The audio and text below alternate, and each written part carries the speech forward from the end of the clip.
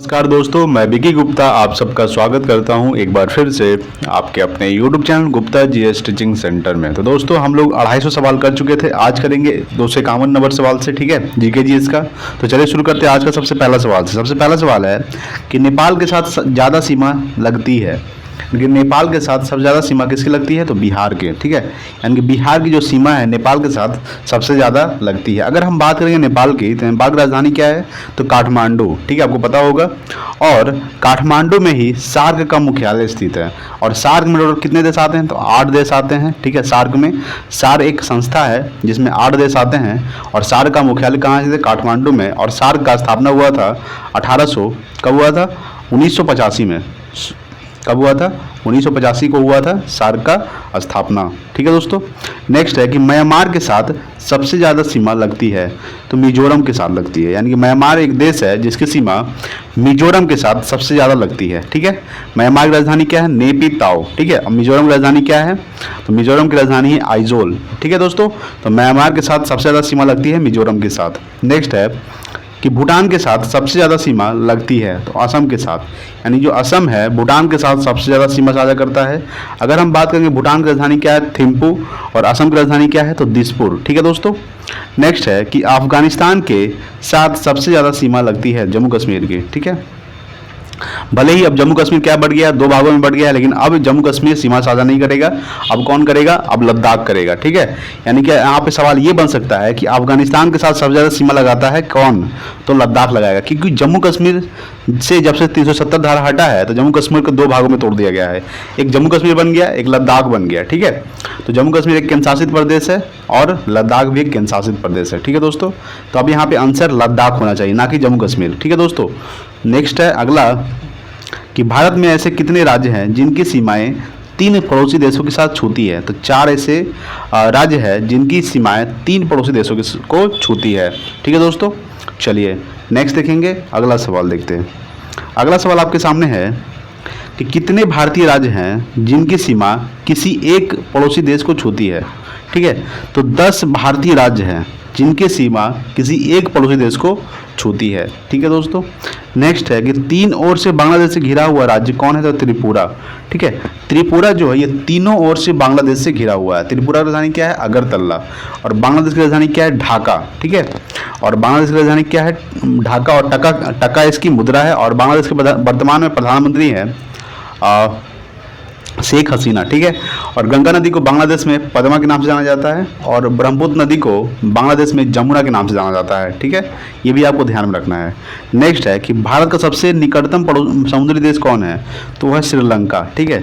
श्रीलंका जो है भारत का सबसे निकटतम समुद्री पड़ोसी देश है, ठीक है। श्रीलंका राजधानी क्या है? तो श्रीलंका राजधानी 2 राजधानी है, श्री जयवर्धनेपुरे, ठीक है, और कोलंबो, ठीक है दोस्तों। नेक्स्ट है कि भारत का सबसे पश्चिमी बिंदु है, तो द्वारका के पास नारायण सरोवर कुहार मोती, जिसको हम लोग भुज भी बोलते हैं, ये गुजरात में है, ठीक है। यानी कि भारत का सबसे पश्चिमी बिंदु है द्वारका के पास नारायण सरोवर गुहार मोती भुज, गुजरात में। नेक्स्ट है कि वेद शब्द का अर्थ है ज्ञान, क्या है? वेद शब्द का अर्थ क्या है? ज्ञान, ठीक है दोस्तों, ये आपको ध्यान में रखना है। नेक्स्ट देखेंगे अगला सवाल। देखिए अगला सवाल आपके सामने है कि आरंभिक वैदिक काल में वर्ण व्यवस्था आधारित है, तो किस पे? तो व्यवसाय पर, ठीक है। यानी कि आरंभिक वैदिक काल में वर्ण व्यवस्था आधारित है व्यवसाय पर। अगला सवाल देखेंगे 262 नंबर सवाल। देखिए अगला सवाल है कि आर्यों को एक जाति कहने वाला पहला यूरोपियन कौन था? तो मैक्स मूलर था। कौन था? Max Muller. यानी कि आर्यों को एक जाति कहने वाला पहला यूरोपियन कौन था? Max Muller. नेक्स्ट है कि कौन सी जनजातीय सभा सामान्य रूप से जनजातीय सरदार के चुनाव में शामिल होती थी? तो समिति, ठीक है। यानी कि समिति जनजातीय सभा सामान्य रूप से जनजातीय सरदार के चुनाव में शामिल होती थी। नेक्स्ट है कि वैदिक युग में राजा अपनी जनता से जो कर वसूल करते थे उसे क्या कहते थे? उसे कहते थे बलि, ठीक। क्या कहते थे? बलि। यानी कि वैदिक युग में राजा अपनी जनता से जो कर वसूल करते थे उसे बलि कहा जाता था। नेक्स्ट है कि भारत में किस राज्य ने सर्वप्रथम रोजगार गारंटी कार्यक्रम चलाया था? तो महाराष्ट्र। यानी कि महाराष्ट्र सर्वप्रथम ऐसा राज्य है जो रोजगार गारंटी कार्यक्रम चलाया था, ठीक है दोस्तों। चलिए फिर अगला सवाल देखते हैं। तो देखिए नेक्स्ट है कि सेन वेट क्या है? तो केंद्रीय मूल्यवर्धित कर प्रणाली है। क्या है? यानी कि सीएनवेट क्या है? तो केंद्रीय मूल्यवर्धित कर प्रणाली। ठीक है। नेक्स्ट है कि यूनिट ट्रस्ट ऑफ इंडिया की स्थापना कब हुई? तो 30 दिसंबर 1963 में। ठीक है। यूनिट ट्रस्ट ऑफ इंडिया की स्थापना कब हुई थी? 30 दिसंबर 1963 में यूनिट ट्रस्ट ऑफ इंडिया की स्थापना हुई थी। नेक्स्ट है कि किस पंचवर्षीय योजना को पूरी होने से 1 वर्ष पूर्व ही समाप्त कर दिया गया था? तो 5वीं पंचवर्षीय योजना को। ठीक है। 5वीं पंचवर्षीय योजना को, ठीक है, अब पूरी होने से 1 वर्ष पूर्व ही इसे समाप्त कर दिया गया था। नेक्स्ट है कि जब कुल राजस्व के समान कुल लागत होती है उस स्थिति को क्या कहते हैं? संतुलन स्तर बिंदु। यानी कि जब कुल राजस्व के समान कुल लागत होती है, ठीक है, उस स्थिति को क्या कहते हैं? तो संतुलन स्तर बिंदु कहते हैं। ठीक है दोस्तों, अगला सवाल देखते हैं। अगला सवाल आपके सामने है कि राष्ट्रीय आवास विकास बैंक किसकी सहयोगी संस्था है? तो वो है भारतीय रिजर्व बैंक की। ठीक है। यानी कि राष्ट्रीय आवास विकास बैंक किसकी सहयोगी संस्था है? तो भारतीय रिजर्व बैंक। अच्छा, भारतीय रिजर्व बैंक का स्थापना कब हुआ था? तो 1935 में हुआ था। वर्तमान में से गवर्नर कौन है? भारतीय रिजर्व बैंक के गवर्नर कौन है? तो शक्तिकांत दास जो गवर्नर है, और 25वें गवर्नर है। क्या गवर्नर है? 25वें। ठीक है। नेक्स्ट है कि अवमूल्यन शब्द का अर्थ क्या है? तो यह अन्य मुद्रा की तुलना में स्वदेशी मुद्रा के मूल्य को घटाना। ठीक है। यानी कि अवमूल्यन यानी कि डिवैल्यूएशन शब्द का क्या अर्थ है? तो अन्य मुद्रा की तुलना में स्वदेशी मुद्रा के मूल्य को घटाना। नेक्स्ट है कि विश्व के किस देश की सार्वजनिक वितरण प्रणाली सबसे बड़ी है? तो भारत की। ठीक है। यानी कि भारत की सार्वजनिक वितरण प्रणाली जो है ये सबसे बड़ी है। ठीक है दोस्तों, चलिए फिर नेक्स्ट देखते हैं अगला सवाल। अगला सवाल आपके सामने है कि बेरोजगारी, मंदी तथा मुद्रास्फीति की समस्या का अध्ययन किसमें होता है? तो ये होता है समाविष्ट अर्थशास्त्र में। ठीक है। यानी कि बेरोजगारी, मंदी तथा मुद्रास्फीति की समस्या का अध्ययन किसमें होता है? समाविष्ट, ठीक है, अर्थशास्त्र में होता है। नेक्स्ट है कि संविधान संघ में प्रथम बार पंचवर्षीय योजना कब शुरू हुई? तो 1928 में। यानी कि संविधान संघ में प्रथम बार पंचवर्षीय योजना कब शुरू हुई थी? तो 1928 में। नेक्स्ट है कि सर्वोदय योजना का विकास किसने किया था? तो मन्ना रायन ने। ठीक है। मन्ना रायन ने सर्वोदय योजना का विकास किया था। ठीक है दोस्तों, नेक्स्ट देखेंगे अगला सवाल। देखिए अगला सवाल आपके सामने है कि रोलिंग प्लान यानी कि अनवरत योजना, ठीक है, यानी कि रोलिंग प्लान को भारत में लागू करवाने का श्रेय किसे दिया जाता है? तो डीटी लकड़ावाला। ठीक है, डीटी लकड़ावाला। ठीक है। यानी रोलिंग प्लान को भारत में लागू करवाने का श्रेय किसे दिया जाता है? तो डीटी लकड़ावाला को। ठीक है। नेक्स्ट है कि किस काल को योजना अवकाश में जाना जाता है? तो 1966 से 69 तक, यानी कि 1966 से 1969 तक योजना अवकाश के रूप में जाना जाता है। ठीक है। नेक्स्ट है कि चौथी पंचवर्षीय योजना की विफलता का प्रमुख कारण क्या था? तो ये था बांग्लादेशी शरणार्थियों का आगमन।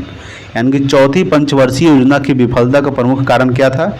बांग्लादेशी शरणार्थियों का जो आगमन है ये चौथी पंचवर्षीय योजना की विफलता का मुख्य कारण था। ठीक है दोस्तों, चलिए नेक्स्ट देखेंगे। अगला सवाल है कि किस पंचवर्षीय योजना अवनवरल, ठीक है, यानी कि अवनवरल योजना का नाम दिया गया? यानी किस पंचवर्षीय योजना को अवनवरल योजना का नाम दिया गया? तो छठी पंचवर्षीय योजना को। ठीक है, छठी पंचवर्षीय योजना को अवनवरल योजना का नाम दिया गया। नेक्स्ट है कि 12वीं पंचवर्षीय योजना की अवधि क्या है? तो 2012 से 2017 तक। ठीक है, यानी कि 12वीं पंचवर्षीय योजना की अवधि है 2012 से 2017 तक। नेक्स्ट है कि हरित क्रांति शब्द का प्रयोग सबसे पहले किसने किया था? तो विलियम ग्रांट ने किया था। किसने किया था? विलियम ग्रांट ने हरित क्रांति का शब्द का सबसे पहले प्रयोग किया था। नेक्स्ट है कि भारतीय रिजर्व बैंक का लेखा वर्ष है? तो जुलाई जून। ठीक है, भारतीय रिजर्व बैंक का लेखा वर्ष क्या है? जुलाई जून, यानी कि 2021-22 से 2021-22 में क्या है? से अप्रैल मार्च। ठीक है दोस्तों, नेक्स्ट है आपके सामने कि वास्तविक प्रति व्यक्ति आय बराबर होती है? तो वास्तविक राष्ट्रीय आय या फिर कुल जनसंख्या। ठीक है, वास्तविक प्रति व्यक्ति आय बराबर होती है वास्तविक राष्ट्रीय आय बटा कुल जनसंख्या। ठीक है, चलिए फिर अगला सवाल देखते हैं। अगला सवाल है आपके सामने कि भारत में, ठीक है, भारत में मुद्रास्फीति मापी जाती है तो थोक मूल्य में, ठीक है, थोक मूल्य सूचकांक द्वारा, यानी कि WPI इसको बोलते हैं, होलसेल प्राइस इंडेक्स। ठीक है दोस्तों, भारत में मुद्रास्फीति मापी जाती है थोक मूल्य सूचकांक द्वारा। WPI का फुल फॉर्म क्या होता है? Wholesale price index. नेक्स्ट है कि श्रेष्ठ बाजार का अर्थ है सरकारी प्रतिभूतियों का बाजार। ठीक है, श्रेष्ठ बाजार का अर्थ क्या है? तो सरकारी प्रतिभूतियों का बाजार। नेक्स्ट है कि भारत के संचित कोष के धन की निकासी किसकी अनुमति से ही संभव होती है? तो संसद की अनुमति से। ठीक है, यानी कि भारत के संचित कोष के धन की निकासी किसकी अनुमति से ही संभव होती है? तो संसद की अनुमति से। नेक्स्ट है, अगला सवाल आपके सामने है कि भविष्य में उत्पन्न होने वाली संदिग्ध कमी या अभाव का सामना करने के लिए बनाए किसी वस्तु के भंडार को क्या कहते हैं? तो बफर स्टॉक कहते हैं। क्या कहते हैं? Buffer stock. यानी कि भविष्य में उत्पन्न होने वाली संदिग्ध कमी या अभाव का सामना करने के लिए बनाए गए किसी वस्तु के भंडार को क्या कहते हैं? तो बफर स्टॉक कहते हैं। नेक्स्ट है कि भारत के आकस्मिक कोष, ठीक है, यानी कि कॉन्टीजेंसी फंड ऑफ इंडिया में से धन की निकासी किसकी अनुमति से की जाती है? तो राष्ट्रपति की अनुमति से। किसकी अनुमति से? राष्ट्रपति की अनुमति से की जाती है। ठीक है दोस्तों, नेक्स्ट है कि सार्वजनिक क्षेत्र के बैंकों में कौन सा बैंक है? तो ये है भारतीय स्टेट बैंक। ठीक है, सार्वजनिक क्षेत्रों के बैंकों में कौन सा बैंक है? तो ये है भारतीय स्टेट बैंक। अच्छा, भारतीय स्टेट बैंक का स्थापना कब हुआ था? 1955 को, 1955 को। इसका पुराना नाम क्या है? तो इसका पुराना नाम था भारतीय स्टेट बैंक का इंपीरियल बैंक ऑफ इंडिया। वर्तमान में इसके अध्यक्ष कौन है? तो वर्तमान में इसके अध्यक्ष है दिनेश कुमार खारा। ठीक है, चलिए नेक्स्ट देखेंगे अगला सवाल। अगला सवाल आपके सामने है कि विज्ञान की किस शाखा के अंतर्गत विषाणुओं का अध्ययन किया जाता है? तो वायरोलॉजी के द्वारा। ठीक है, वायरोलॉजी के द्वारा ये जो विज्ञान की किस शाखा के अंतर्गत विषाणु का अध्ययन किया जाता है? तो वायरोलॉजी के द्वारा विषाणुओं का अध्ययन किया जाता है। ठीक है, नेक्स्ट है कि राइडर कप किस खेल से संबंधित है? गोल्फ खेल से। ठीक है, राइडर जो कप है ये गोल्फ खेल से संबंधित है। नेक्स्ट है कि मिल्खा सिंह किस खेल से संबंधित है? तो एथलीट है। ठीक है, लेकिन मिल्खा सिंह किस खेल से संबंधित है? तो एथलीट खेल से, यानी कि धावक है मिल्खा सिंह। नेक्स्ट है कि भारत में बनी हुई प्रथम मिसाइल नौका का नाम क्या है? यह है विभूति। ठीक है, भारत में बनी हुई प्रथम मिसाइल नौका का नाम क्या है? विभूति। नेक्स्ट है कि यूनियन जैक किस देश का राष्ट्रीय ध्वज है? तो इंग्लैंड का। ठीक है, यूनियन जो जैक है ये किस देश का राष्ट्रीय ध्वज है? तो इंग्लैंड का है।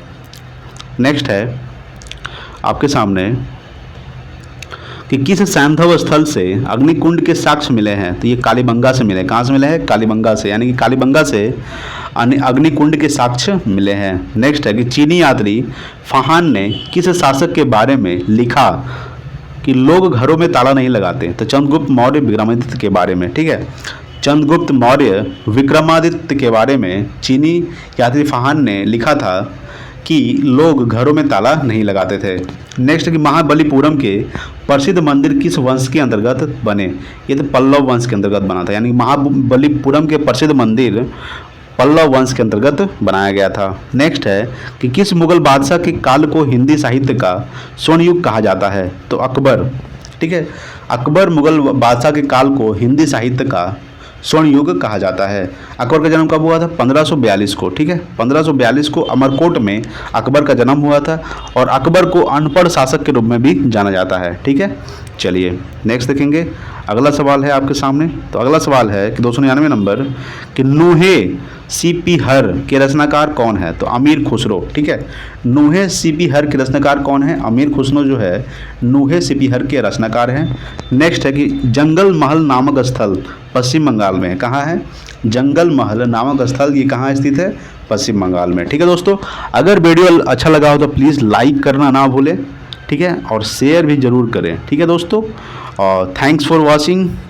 जय हिंद, वंदे मातरम।